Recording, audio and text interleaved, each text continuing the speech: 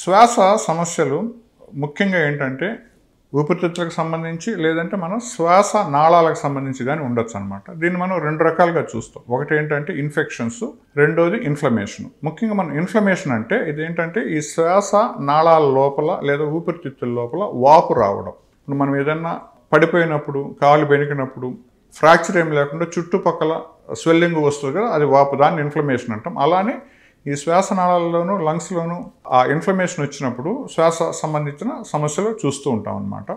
So ఇక్కడ ఏవైతే ఉన్నాయో వీటినన్నింటినీ మనం అలర్జీకి సంబంధించిన వాటితో అలర్జిక్ రైనైటిస్ అంటాం, లెరింజైటిస్ అంటాం, ఫెరింజైటిస్ అంటాం, బ్రాంకైటిస్ అంటాం. ఇవి అలర్జీతో ఆ శ్వాసనాళాల లోపల వాపు ఇన్ఫ్లమేషన్ వచ్చిన దానివల్ల శ్వాసనాళాలు కుంచించిపోయి వచ్చే ఇబ్బందులు అనమాట. సో దీంట్లో ఎలా ఉంటుందంటే తుమ్ములు రావడం, ముక్కు కారడం, శ్వాస తీసుకోవడం ఇబ్బంది, గొంతులో నస, దగ్గు, ఆయాసం, ఛాతి మీద బరువుగా అనిపించడం మనం చూస్తూ ఉంటాం అన్నమాట.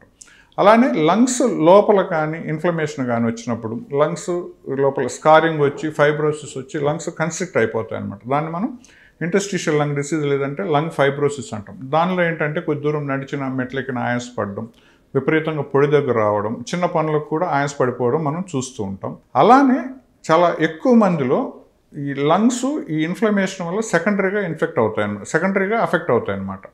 సో ఎవరైతే రొమటాయిడ్ ఆర్థరైటిస్తో బాధపడుతున్నారో, ఎస్ఎల్ఈతో బాధపడుతున్నారో, సార్కాయిడోసిస్తో బాధపడుతున్నారో, లూపస్తో బాధపడుతున్నారో, లేదా యాంకలైజింగ్ స్పాండిలైటిస్తో బాధపడుతున్నారో, వీళ్ళల్లో శరీరం మొత్తం లోపల ఈ రక్తనాళాల్లో కూడా వాపు ఉన్నట్టే కొద్ది రోజుల తర్వాత లంగ్స్ అఫెక్ట్ అయ్యి ఆ లంగ్స్లో ఉన్న మెయిన్ పారెంకైమాది కన్స్ట్రిక్ట్ అయిపోయి ఇంటర్స్టిషియల్ లంగ్ డిసీజ్ రావడం జరుగుతుంటుంది అనమాట. సో ఇవన్నీ ఇన్ఫ్లమేషన్కి సంబంధించినవి. నెక్స్ట్ సెకండ్ కేటగిరీ వచ్చేసి ఇన్ఫెక్షన్. ఇవందరికీ మనకు తెలిసిందే. బ్యాక్టీరియల్ ఇన్ఫెక్షన్స్ కావచ్చు, లేదంటే వైరల్ ఇన్ఫెక్షన్స్ కావచ్చు, లేదంటే ఫంగల్ ఇన్ఫెక్షన్స్ కావచ్చు. సో వీటిని మనం న్యూమోనియా అంటాం. ఇప్పుడు ఏంటంటే కోవిడ్ వచ్చాక అందరికీ ఈ వైరల్ ఇన్ఫెక్షన్ గురించి బాగా అవగాహన ఉంది కాబట్టి దీనిలో ఇప్పుడు చాలా రకాల వైరస్లు ముందు నుంచే ఉన్నాయి. ఇప్పుడు ఏంటంటే టెస్టులు చేస్తున్న దానివల్ల బయటపడుతున్నాయి అనమాట. ఇన్ఫ్లుయెన్జా ఏ అనే virus, influenza B virus, swine flu virus, అలానే H3N2 వైరస్, కోవిడ్, ఇవన్నీ ఏంటంటే చాలా ఈజీగా రెస్పిరేటరీ ట్రాక్ట్ని ఇన్ఫెక్ట్ చేసిన దానివల్ల చాలామందికి ఏంటంటే అప్పర్ రెస్పిరేటరీ ట్రాక్ట్ ఇన్ఫెక్షన్తో ఆగిపోతే కొంతమందిలో లోయర్ రెస్పిరేటరీ ట్రాక్ట్ ఇన్ఫెక్షన్కి వెళ్ళి న్యూమోనియాగా మారడం, హాస్పిటలైజేషన్ అవసరం కావడం, ఆక్సిజన్ అవసరం కావడం, సో కొద్దిగా వీళ్ళు ఇబ్బందుల పాలవడం కూడా మనం చాలా చూసాం, ఇప్పుడు కూడా ఇవి చూస్తూనే ఉన్నాం. అలానే బ్యాక్టీరియల్ ఇన్ఫెక్షన్ ఏంటంటే సర్వసాధారణంగా చిన్నపిల్లల్లోనే పెద్దవారిలోనే చూస్తూ ఉంటాం.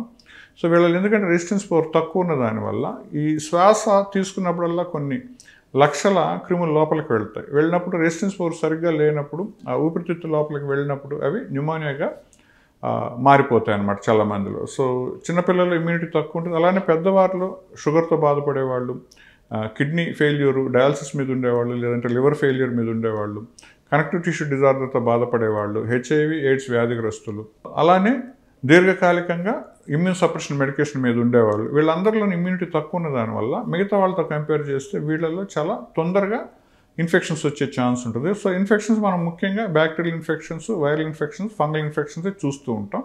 సర్వసాధారణంగా చూసేది వచ్చి bacterial infections. So bacterial pneumonias చాలా ఎక్కువగా మనం వీళ్ళలో చూస్తూ ఉంటాం. దీనికి సంబంధించిన లక్షణాలు మనకు తెలిసిందే. సో సడన్గా జ్వరం రావడం, దగ్గు రావడం, కఫం పడడం, ఒకసారి ఆ కఫం ఏంటంటే బ్లడ్ కూడా రావచ్చు, లేదంటే గ్రీన్గా కానీ ఎల్లోగా కానీ చూస్తూ ఉంటాం. ఆయాసపడిపోతూ ఉంటారు, విపరీతమైన టెంపరేచర్ వస్తూ ఉంటుంది. ఎక్స్రే తీసి చూసినప్పుడు లేదంటే సిటీ స్కాన్ తీసి చూసినప్పుడు డెఫినెట్గా వీళ్ళల్లో మనం ఎంత న్యూమోనియా ఉంది, 2 లంగ్స్ ఇన్ఫెక్ట్ అయినాయి, ఒకటే అయిందా, ఎంత ఎక్స్టెన్సివ్గా ఉంది అనేది కూడా మనం డయాగ్నోసిస్ చేయడం జరుగుతుంటుంది. బ్లడ్ టెస్ట్లోను పూటం టెస్ట్కి పంపించినప్పుడు ఏ రకమైన క్రిములు ఉన్నాయనేది కల్చర్లోనూ మనకు తెలుస్తూ ఉంటుంది. సో దానికి సంబంధించిన మనం యాంటీబయాటిక్స్ ఇచ్చి లేదా యాంటీవైరల్ ట్రీట్మెంట్ ఇచ్చి వాటిని పూర్తిగా అదుపులోకి తీసుకురావడం జరుగుతుంటుంది.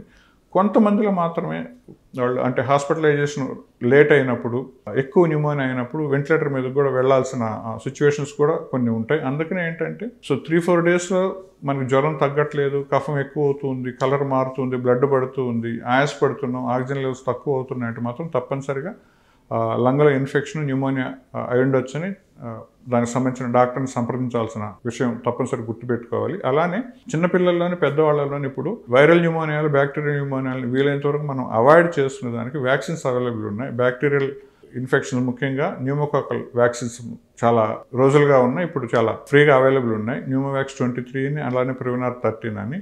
ఇన్ఫ్లుయెన్జా వ్యాక్సిన్ అనేది ప్రతి సంవత్సరం తీసుకున్నప్పుడు కోవిడ్ వ్యాక్సిన్స్తో పాటు చాలా వరకు ఏంటంటే సివియర్ న్యూమోనియాస్ని బారిన పడకుండా మనం వీళ్ళని కాపాడుకోవచ్చు.